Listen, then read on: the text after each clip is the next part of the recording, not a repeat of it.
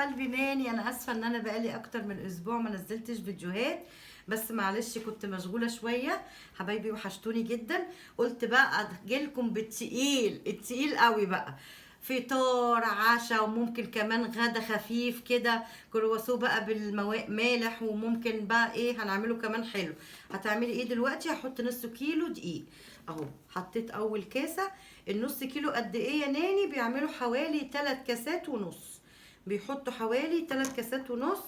ادي حطيت انا كاستين ودي التالتة. تمام اهو. لازم تدخلي دقيق ليه يا ناني؟ علشان الهواء يدخل جواها وتبقى كده العجينة معايا فيها طراوة وهشة وجميلة. اوكي، هحط كمان نص الكاسة اللي فاضلة اهو كده. ده نص كيلو، بصي اهو نص الكيس بالظبط. 3 كوبايات ونص، دول نص الكيس بتاعي. يبقى الكيس بيعمل كام؟ بيعمل 7 كاسات طحين. حطيت الطحين بتاعي ده كده بقى ايه، بروح اكبه. اوكي، بعمل ايه تاني بقى؟ بجيب معايا ربع معلقة ملح اهو، واروح رشاها بقى كده.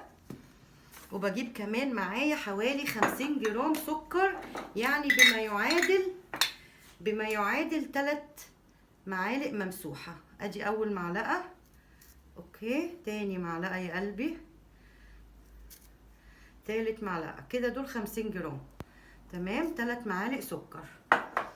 وبعد كده هحط كمان حوالي 22 جرام، كل معلقة من دي 11 جرام. تمام، ادي اول معلقة، ادي تاني معلقة.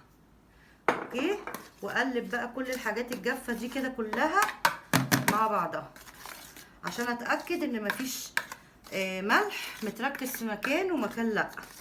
حبايب قلبي، انا جبت كاسة فيها حوالي 300 جرام مادة سايلة، مش بحطها كلها. ايه هي المادة السايلة دي؟ اللي هي عبارة عن نص كاسة حليب على نص كاسة مية دافية. تمام، هحط كده نصها واشوف هي عايزاهم كلهم ولا لا. ليه بقى؟ علشان كل دقيق بيختلف عن سقيته عن الاخر. انا هقلب كده واشوف هتشربهم كلهم ولا محتاجة تاني.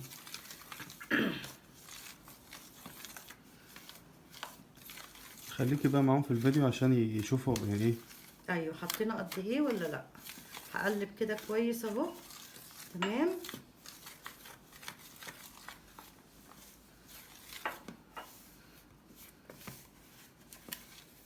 ما اظن كده كفايه حليب عشان هتحط ميه. ما انا هو ده حليب وميه. مع بعض. ايوه طبعا، أحسن. استني نحط.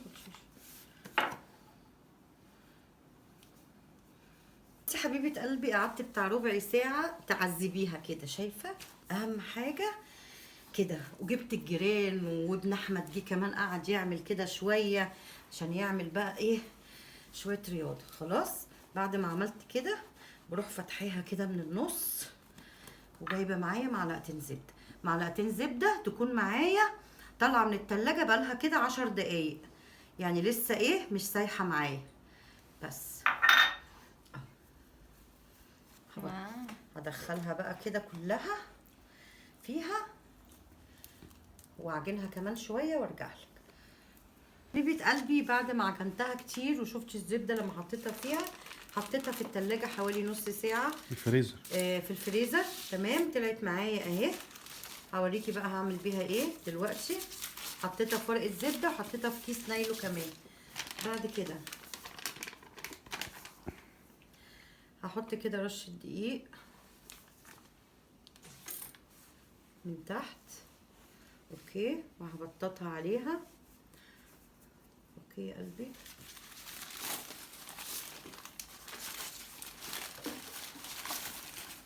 قلبي بص، قطعت بعد ما طلعتها قطعتها كده وخليتها كده ترتاح. بعد كده جبتها ببططها اهو، حطيت رشه دقيق صغيره من تحت. تمام، وبعدين بفردها وبعملها كده ايه مدوره. هعملهم كلهم واكمل لك هعمل ايه. بعد ما بططت كده بروح حاطه كده شويه سمنه زي ما انت شايفه كده اهي.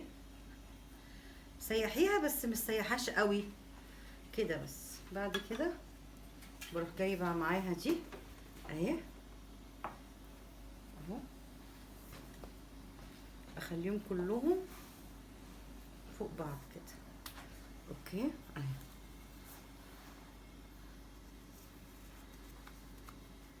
تمام، اكمل كمان، احط الاربعه كلهم كده مع بعض. اوكي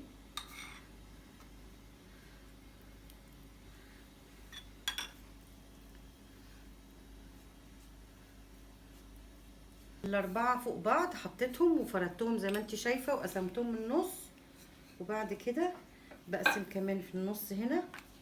تمام، بعد كده بقسم كمان دي في النص كده، لو دي عريضه شويه اعملها 3.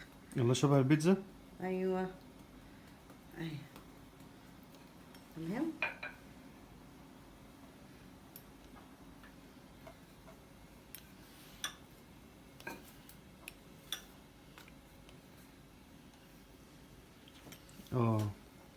تمام حبايبي. بصي بلفه ازاي بعد ما قطعته كده سلايسات اهو، بشد دي كده شيب قلبي. بصوا طالعه من الفرن، قعد حوالي 10 دقايق ل 12 دقيقه. بصي مقرمش ازاي من فوق، بصي قطني ازاي من جوه، بصي الجمال هش ازاي. بسم الله ما شاء الله، طريقه تعجبك جربيها، وشكرا ليكي.